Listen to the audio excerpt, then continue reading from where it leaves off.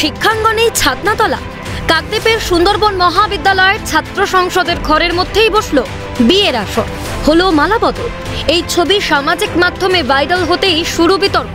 ওই যুবক অশোক গায়েন কাকদ্বীপের বাসিন্দা, কিন্তু তিনি নাকি কলেজের ছাত্র নন, তবে পাত্রী ওই কলেজের ছাত্রী। কলেজের ভিতর বিয়ের কথা অস্বীকার করে ওই যুবকের সাফাই, বাইরে বিয়ের পর কলেজ পড়ুয়া কয়েকজন বন্ধুর অনুরোধে সেখানে গিয়েছিলেন। কিছুক্ষণ থাকার পর তারা বেরিয়ে যান। আমি তোমার বাইরে বিয়ে করেছি, বিয়ে করার পর বন্ধু বান্ধব বলছে বিয়ে করেছিস আয়, ছবি টবি তুলে 2 মিনিটের জন্য বেরিয়ে গেছি। কলেজের ওই ইউনিয়ন রুমে মালা বদল হলো, এটা কেন? ইউনিয়ন রুমে তো নেই, বাইরে ছবিটা ছিল। ওই বাইরে গেছি, বাইক থামিয়েছি, ছবি তুলেছে, চলে এসেছি।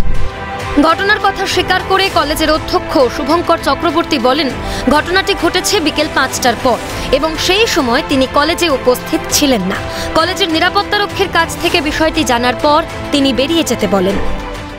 যেদিন একটা ঘটনা ঘটেছিল সেদিন আমি কাকদ্বীপ কলেজে উপস্থিত ছিলাম না, এবং আমার কাছে যখন এটা ইনফরমেশনটা আসে সেটা আফটার 5 PM।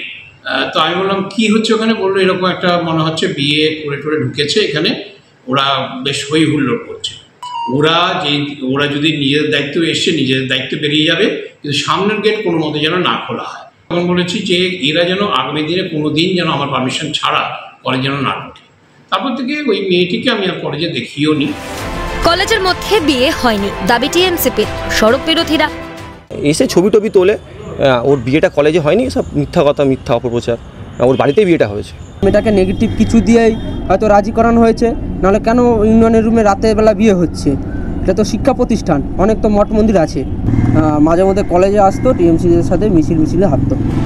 কসবাকাণ্ডের পর রাজ্যের কলেজগুলিতে কিভাবে দাপিয়ে বেড়াচ্ছে মনোজিৎ মিশ্রের মতো দাদারা, তা জানতে বোধ হয় কারো আর বাকি নেই।